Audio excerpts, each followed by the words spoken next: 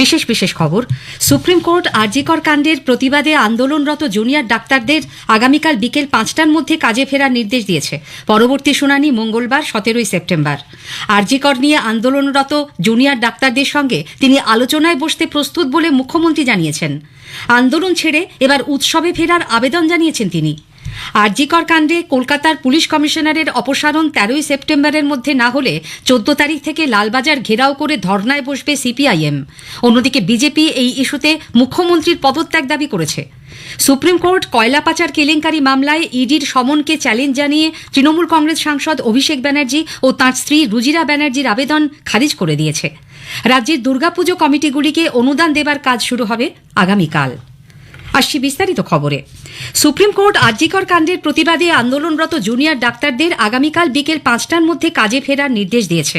প্রধান বিচারপতি DY চন্দ্রচূড়, বিচারপতি JB পারদিওয়ালা ও বিচারপতি মনোজ মিশ্রের বেঞ্চে আজ এই মামলার শুনানির সময় রাজ্যের তরফে প্রবীণ আইনজীবী কপিল সিবাল জুনিয়র ডাক্তারদের কর্মবিরতির জেরে সরকারি স্বাস্থ্য পরিষেবার বেহাল অবস্থার কথা তুলে ধরেন। তিনি জানান, চিকিৎসকদের আন্দোলন চলায় 23 জন রোগীর মৃত্যু হয়েছে, 6 লক্ষ রোগী চিকিৎসা থেকে বঞ্চিত হয়েছেন। যে ডাক্তাররা কাজে ফিরবেন তাদের বিরুদ্ধে বদলি সহ শাস্তিমূলক কোনো ব্যবস্থা নেওয়া হবে না বলে জানান শ্রী সিব্বাল। এর প্রেক্ষিতে প্রধান বিচারপতি বলেন, আন্দোলনকারী চিকিৎসকরা যদি এই সময়সীমার মধ্যে কাজে না ফেরেন তাহলে তাদের বিরুদ্ধে রাজ্য সরকার ব্যবস্থা নেবে।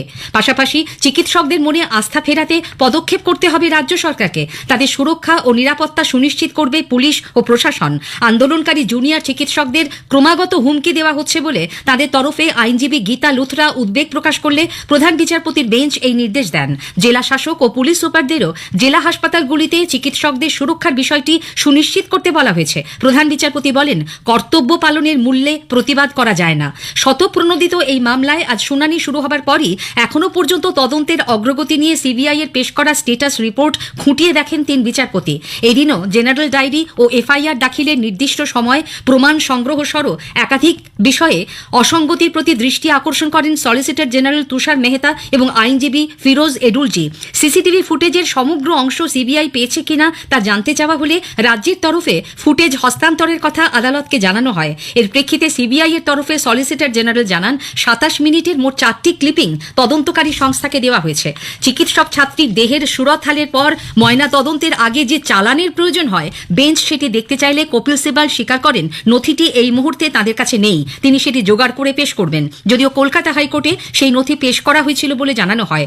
দুপক্ষের সওয়াল জবাব শুনে প্রধান বিচারপতি আগামী মঙ্গলবার 17 সেপ্টেম্বর সিবিআইকে নতুন করে স্টেটাস রিপোর্ট জমা দেওয়ার নির্দেশ দেন। ওই দিনই হবে পরবর্তী শুনানি।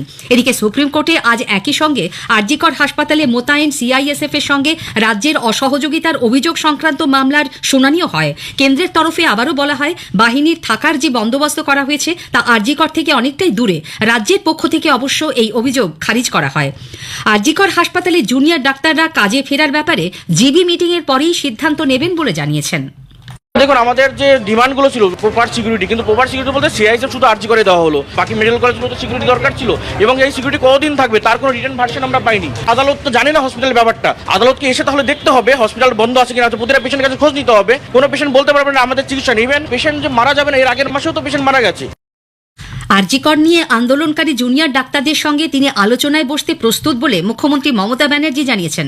সুপ্রিম কোর্টের আজকের নির্দেশকে সম্মান জানিয়ে জুনিয়র ডাক্তারদের কাজে ফিরতে অনুরোধ করেছেন তিনি। নবান্নে আজ রাজ্য স্তরের প্রশাসনিক বৈঠকে মুখ্যমন্ত্রী বলেন, আলোচনার রাস্তা সবসময়ই খোলা আছে। সুপ্রিম কোর্টও ডাক্তারদের রিকোয়েস্ট করেছে জুনিয়রদের কাজে জয়েন করার জন্য। আমিও ওই মিটিং থেকে রিকোয়েস্ট করব, দয়া করে আপনারা কাজে যোগদান করুন। যদি মনে করেন আপনাদের কিছু বলার আছে, ইউ আর অলওয়েজ ওয়েলকাম। আপনারা 5 জন 10 জনের একটা টিম নিয়ে আসুন, আমি কথা বলতে পারি। আমার হেলথ সেক্রেটারিকে আমি পাঠিয়েছিলাম আপনাদের সাথে কথা বলতে। আপনারা স্বাস্থ্য ভবনে গেছিলেন, স্বাস্থ্য ভবনে গিয়ে আপনারা 3-4টে ডিমান্ড করে এসেছিলেন, সব কটা ডিমান্ড মানা হয়েছে। প্রমাণ লোপাটের যাবতীয় অভিযোগ খারিজ করে দিয়ে মুখ্যমন্ত্রী বলেন, সরকারের কিছু গোপন করার নেই, কাউকে আড়াল করারও নেই। নির্যাতিতার পরিবারকে অর্থ সহায়তা প্রসঙ্গে তিনি বলেন, টাকার কথা তিনি বলেননি, এ নিয়ে মিথ্যা প্রচার চলছে। অন্যদিকে আরজিকর নিয়ে চলা নাগরিক আন্দোলনের প্রতি ইঙ্গিত করে বার্তা দিয়ে তিনি বলেন, এখনো পর্যন্ত যত আন্দোলন হয়েছে তা অনুমতি ছাড়াই হয়েছে। কেন্দ্রীয় সরকারের প্ররোচনা এবং কয়েকটি বাম দল আন্দোলনের নামে অশান্তি ছড়াচ্ছে। আন্দোলন ছেড়ে এবার উৎসবে ফেরার আবেদন জানিয়েছেন তিনি। রাতের বেলায় পুজোর সময় পুলিশ রাত জেগে পাহাড় দেয়, কোনো দুর্ঘটনা ঘটলে পাহাড় দেয়। দাঙ্গা হলে পাহাড় দেয়, দুর্যোগ হলে পাহাড় দেয়, কিন্তু প্রতিদিন রাতে আপনারা যদি রাস্তায় থেকে, অনেক মানুষ তো ডিস্টার্ব হয়, অনেক এলাকায় অনেক বয়স্ক মানুষ আছে, মাইক লাগালে তাদের ঘুমের অসুবিধেও হয়, যার জন্য নিয়মও আছে পলিউশন কন্ট্রোল বোর্ডের, 10টার পর মাইক বাজানো যাবে না। তা সত্ত্বেও আমরা সব ছেড়ে দিয়েছি। 1 মাস তো হয়ে গেল, আজকে 9 তারিখ। আমি অনুরোধ করব পুজোতে ফিরে আসুন, উৎসবে ফিরে আসুন, আর সিবিআইকে বলবো তাড়াতাড়ি বিচারের ব্যবস্থা করুন। আরজিকর কাণ্ডে কলকাতার পুলিশ কমিশনার বিনীত গোয়েলের পদত্যাগের দাবিতে সিপিআইএম এর লালবাজার অভিযানকে কেন্দ্র করে আজ ধর্মতলা চত্বর উত্তপ্ত হয়ে ওঠে। বেন্টিং স্ট্রিটের মুখে ব্যারিকেড দিয়ে পুলিশ মিছিল আটকে দিলে সেখানেই বসে পড়েন সূর্যকান্ত মিশ্র, মোহাম্মদ সেলিম সহ দলের নেতাকর্মীরা। সিপিআইএম রাজ্য সম্পাদক মোহাম্মদ সেলিম জানিয়েছেন, 13ই সেপ্টেম্বরের মধ্যে পুলিশ কমিশনারকে সরানো না হলে 14 তারিখ থেকে লালবাজার ঘেরাও করে রাতভর ধর্নায় বসবেন তাঁরা। আমরা আমাদের কমরেডদের পাঠিয়েছিলাম, এদের তো চোখে দেখতে পাচ্ছে না, কানে শুনতে পাচ্ছে না, ওই জন্য বড় করে ওইখানে আমরা লালবাজারের গায়ে লাগিয়ে পাঠিয়েছিলাম আমাদের কমরেডদের। 14 জনকে পুলিশ ওখানে গ্রেপ্তার করেছে। আমরা যে পুলিশের অপদার্থ কমিশনারকে অপসারণ করতে বলছি, তার বদলে যারা প্রতিবাদী তাদের উপর হামলা করছে, তাদেরকে বন্দি করছে। অন্যদিকে নির্যাতিতার পরিবারকে টাকা দিতে চাওয়ার অভিযোগের প্রেক্ষিতে বিজেপি আজ ডিসি নর্থের কার্যালয়ে অভিযান করে। নেতৃত্বে ছিলেন সজল ঘোষ। মানিকতলায় পুলিশ মিছিল আটকে দিলে দুপক্ষের হাতাহাতি বেঁধে যায়। রাস্তায় বসে স্লোগান দিতে থাকেন দলীয় নেতাকর্মীরা। বিজেপি আরজিকর কাণ্ডে মুখ্যমন্ত্রীর পদত্যাগ দাবি করেছে। দলের মুখপাত্র গৌরব ভাটিয়া আজ নতুন দিল্লিতে সাংবাদিকদের বৈঠকে অভিযোগ করেন, মমতা ব্যানার্জি নির্যাতিতার বদলে ধর্ষকের পাশে দাঁড়িয়েছেন।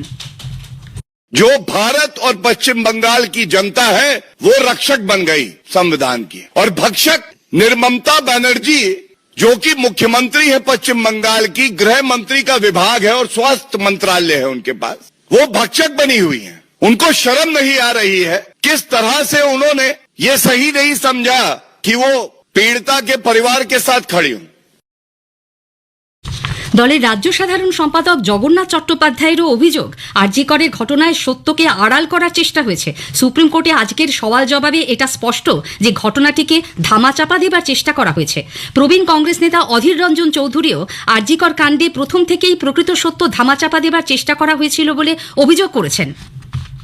কপিল সিব্বাল পশ্চিমবঙ্গ সরকারের পক্ষ থেকে পশ্চিমবঙ্গের চিকিৎসক জগৎকে অভিযুক্ত করবার গভীর ষড়যন্ত্র করছে। যদি পশ্চিমবঙ্গ সরকার রোগীদের চিকিৎসার ব্যাপারে সজাগ হয়, ইচ্ছুক হয়, তাহলে এই আন্দোলনকারী ডাক্তারদের সঙ্গে বসে আলাপ আলোচনা করে তাদেরকে কেন কর্মে ফেরত পাঠানো হচ্ছে না, তো জেদাজেদির লড়াই চলছে। এদিকে নির্যাতিতার মায়ের দাবি, মেয়ের মৃত্যুর পর পরিবারকে টাকা দেবার কোনো কথা তিনি বলেননি বলে মুখ্যমন্ত্রীর বক্তব্য অসত্য। একদম মিথ্যে কথা বলেছেন উনি। টাকার অফার তো দেওয়াই হয়েছিল। উনি বলেছিলেন আপনার মেয়ে তো একটা পাবে, ওটা দিয়ে মেয়ের স্মৃতির জন্য কিছু বানিয়ে রাখবেন। আমি বলেছিলাম দিদি তখনই নেব যখন আমার মেয়ে বিচার পাবে এবং দোষীদের সাজা হবে, তখন আমি নিজে গিয়ে আপনার দপ্তর থেকে নিয়ে আসবো। দেশের মানুষ যদি ভাবে যে উৎসবে ফিরবে, কিন্তু দেশের মানুষ তো আমার মেয়েটাকে নিজের পরিবারের মেয়ে ভাবছে। তারা যদি পারে ফিরতে, আমার কিছুই বলার নেই। তবে আমার ঘরেও দুর্গাপুজো হতো, আমার মেয়ে নিজে করতো, সেটা তো আমার বাড়িতে তো কোনোদিন আর দুর্গাপুজোর আলো জ্বলবে না। আরজিকর কাণ্ডে তিলোত্তমার ন্যায় বিচার ও দোষীর দৃষ্টান্তমূলক শাস্তির দাবিতে রাজ্য ছাত্র পরিষদ আজ কলকাতার কলেজ স্কোয়ারে অবস্থান বিক্ষোভ কর্মসূচি পালন করে। স্থানীয় সংবাদ শুনছেন আকাশবাণী কলকাতা কেন্দ্র থেকে। সুপ্রিম কোর্ট কয়লা পাচার কেলেঙ্কারি মামলায় ইডির সমনকে চ্যালেঞ্জ জানিয়ে তৃণমূল কংগ্রেস সাংসদ অভিষেক ব্যানার্জি ও তাঁর স্ত্রী রুজিরা ব্যানার্জির আবেদন খারিজ করে দিয়েছে। ইস্টার্ন কোলফিল্ড এলাকায় বেআইনিভাবে কয়লা তোলা এবং চুরির অভিযোগ সংক্রান্ত মামলায় জিজ্ঞাসাবাদের জন্য তাদের দিল্লিতে তলব করে ইডি। তার বিরুদ্ধে শীর্ষ আদালত দ্বারস্থ হয়েছিলেন অভিষেক ও রুজিরা। বিচারপতি বেলা এম ত্রিবেদী ও বিচারপতি সতীশ চন্দ্র শর্মার বেঞ্চ আজ সেই আবেদন খারিজ করে দেন। রাজ্যের দুর্গাপুজো কমিটিগুলিকে চলতি বছরের পুজো অনুদান দেবার কাজ শুরু হবে আগামীকাল। নবান্নে আজ রাজ্য স্তরের প্রশাসনিক বৈঠক থেকেই মুখ্যমন্ত্রী মমতা ব্যানার্জি একথা ঘোষণা করেন। তিনি জানান, পুজো অনুদান দিতে এবার 450 কোটি টাকা খরচ হচ্ছে। অনেক নতুন পুজো কমিটি অনুদানের জন্য আবেদন জানিয়েছে। কোনো পুজো কমিটি এই অনুদান প্রত্যাখ্যান করলে নতুন পুজো কমিটিকে তা দেওয়া হবে। মুখ্যমন্ত্রী বলেন, পুজোকে কেন্দ্র করে বহু গরিব মানুষের রুটি রুজির সংস্থান হয়, কিন্তু কিছু মানুষ পুজোকে ঘিরে কুৎসা অপপ্রচার চালাচ্ছে। এর বিরুদ্ধে প্রশাসনকে সক্রিয় হতে বলেন তিনি। স্থানীয় সংবাদ।